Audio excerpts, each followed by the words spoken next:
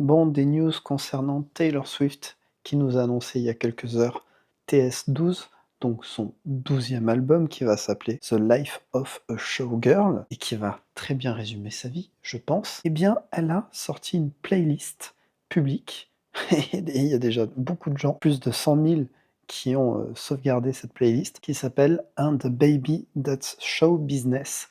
Donc, on est totalement dans ce qu'elle veut raconter visiblement. Et en fait, il y a 22 titres et c'est un mélange de ces divers albums. Alors, il y a deux choses qui sont facilement remarquables. La première, c'est que il y a les producteurs Max Martin et Shellback, donc c'est des producteurs et compositeurs suédois qui ont déjà bossé pour elle et pour d'autres gros artistes qui sont sur tous ces titres-là. Il y a l'absence de Jake Antonoff, qui est aussi un producteur qui a beaucoup bossé pour Taylor Swift, qui est visiblement absent. Donc en gros, on peut se questionner sur est-ce que le prochain album, qui va être une nouvelle ère pour Taylor Swift, signifie eh bien un retour avec Max Martin et Shellback et pas Jake Antonoff, ou est-ce que ça signifie rien de tout ça?